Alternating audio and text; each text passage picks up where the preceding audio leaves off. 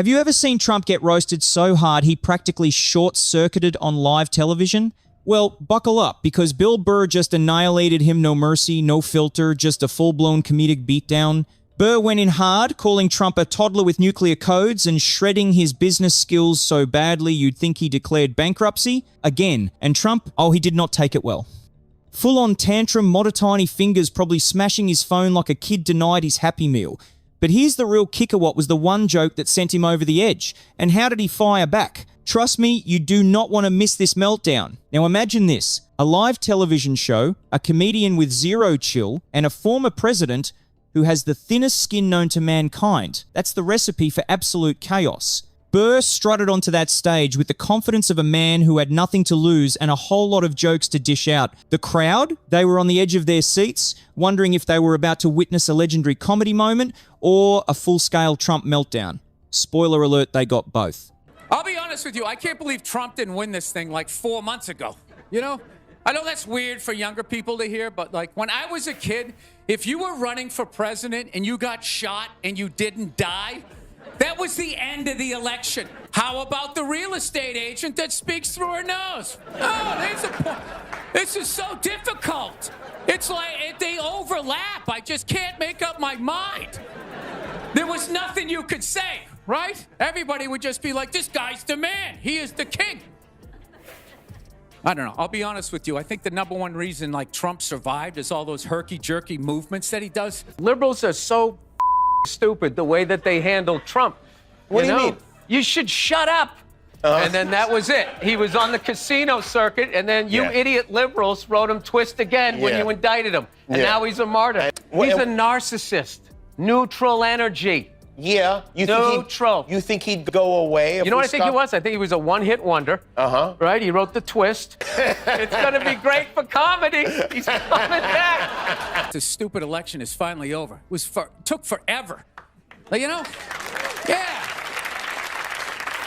Everybody knew who they were voting for 4 years ago.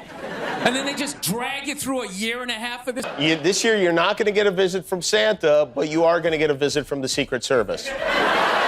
I don't want to hear it. I don't watch politics. So, we're going to keep it light. All right? There we go. All right. Well, I just got over the flu, which is fantastic. You know what I mean? You know, just going through this Rolodex of people that coughed on you, sniffled near you, walked by an Asian or something. You try to fight it. You like, they say on the internet, that's where all the disease comes from.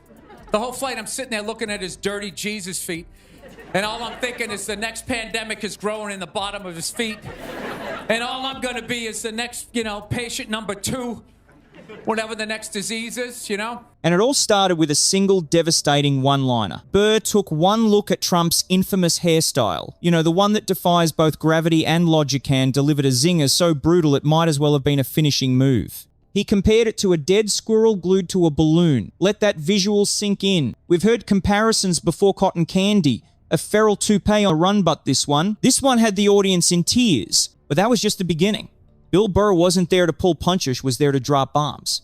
And Trump, well, let's just say his reaction was nothing short of legendary. Stay tuned, because this meltdown only gets better. Bill Burr wasn't just throwing jabs, she was landing knockout punches, and Trump's ego was in the ring with no defense. The real fun began when Burr took aim at Trump's so-called business expertise. This guy's so bad at deals, he could bankrupt a money printing machine, Burr quipped, and the crowd erupted. That one had to sting for a man who never stops bragging about being a very stable genius in business. But Burr wasn't done. Oh no, he was just getting started. He dove straight into Trump's well-documented insecurity, hitting him with a joke so on point it might as well have been a prophecy. Trump's so insecure, he probably asked the mirror, who's the fairest of them all, Burr joked. And let's be honest, can't you just picture it? Trump standing in his golden penthouse, staring at his reflection, waiting for his own ego to hype him up. It's hilarious, but also way too realistic. Then came the joke that sent Trump into full meltdown mode. Burr, with perfect comedic timing, delivered the ultimate roast. This guy's basically a toddler with nuclear codes. Someone get him a timeout, not the Oval Office. And just like that, the crowd lost it. The reaction was electricity. It was like a comedy bomb went off and the ground zero.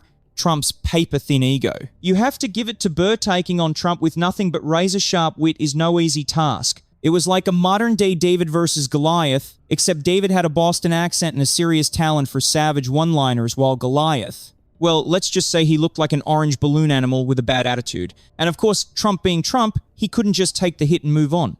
No way. The man who made "you're fired," his signature phrase, suddenly couldn't handle being the butt of the joke. He probably felt like a Thanksgiving turkey, except instead of being stuffed with bread, he was stuffed with Burr's insults.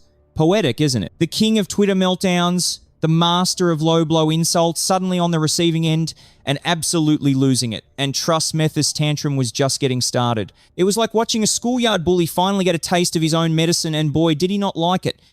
But here's the thing, Bill Burr wasn't just cracking jokes for cheap laughs. He was doing what great comedians do, using humor to speak truth to power. He took a figure who sees himself as larger than life, a political titan with an ego the size of his failed casinos, and brought him down to earth with nothing but words. No shouting, no grandstanding, just pure, unfiltered comedy cutting straight to the bone. And that's the beauty of it. Sometimes laughter is the most powerful weapon against arrogance and unchecked power. With a few perfectly placed jabs, Burr did what so many have tried and failed to do, made Trump look small. In that moment, he gave voice to what millions of people have been thinking but were too afraid to say out loud. They say laughter is the best medicine, but for Trump, it's more like poison. And Burr just served up a lethal dose. Now, you'd think Trump would be used to getting roasted by now. The man's been a punchline ever since he slapped his name on a skyscraper in gold-plated letters. Late-night hosts have been tearing into him for years. So why did Burr's takedown sting so much more? Picture this. Trump lounging in his golden penthouse, remote in hand, flipping through channels instead of reading those boring intelligence briefings. Then bam, he catches wind of Burr's roast. His tiny fingers start twitching, his face contorts into that signature pout. Will he rise above it like a mature adult?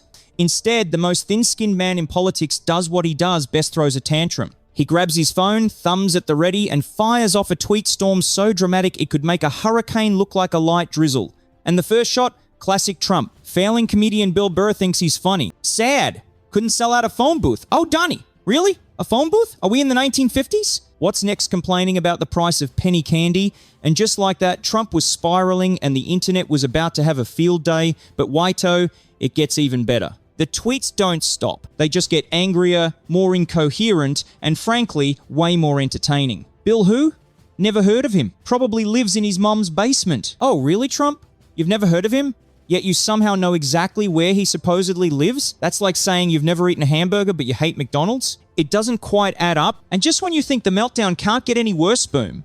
Trump goes on a 3-hour Twitter rampage, misspells comedian in 4 different ways, and somehow manages to insult 3 world leaders by accident.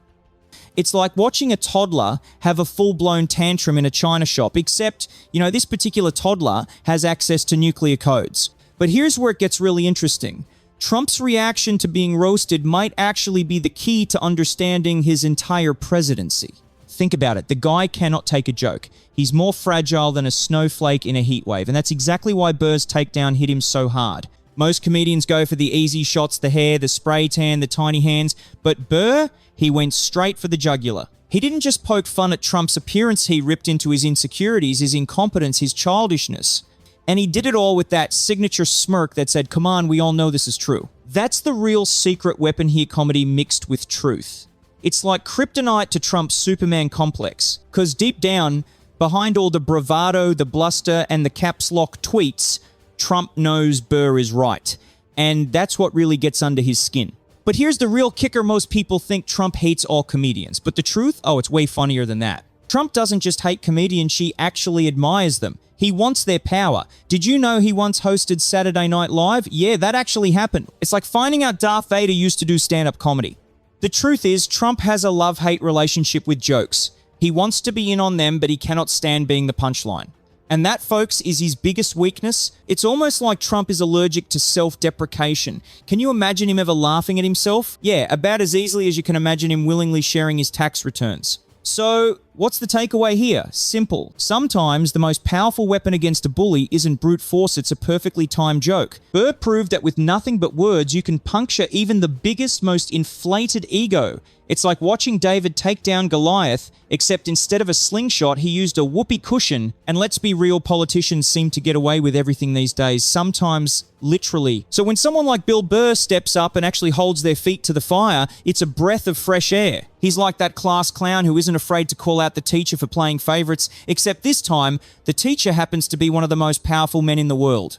Burr didn't just make us laugh, he showed us that comedy is a weapon, and sometimes it's the most effective one we've got. A few well-placed jokes did more damage to Trump than any heated debate or long-winded press conference ever could. His meltdown proves Ithamer is political kryptonite, and Trump just got hit with a lethal dose. So, next time you feel frustrated by politics, just remember sometimes, all it takes is one comedian with a microphone to send even the most powerful man spiraling into a toddler-level tantrum. In the battle of egos, all it took was a microphone to bring the house down. And if you thought this was brutal, just wait till you see what's next. We're diving into how Jon Stewart absolutely obliterated Trump over his debate lies, sending him into yet another meltdown. Trust me, you don't want to miss this one. It's like watching a train wreck if the train was orange and had really bad hair. So keep laughing, folks.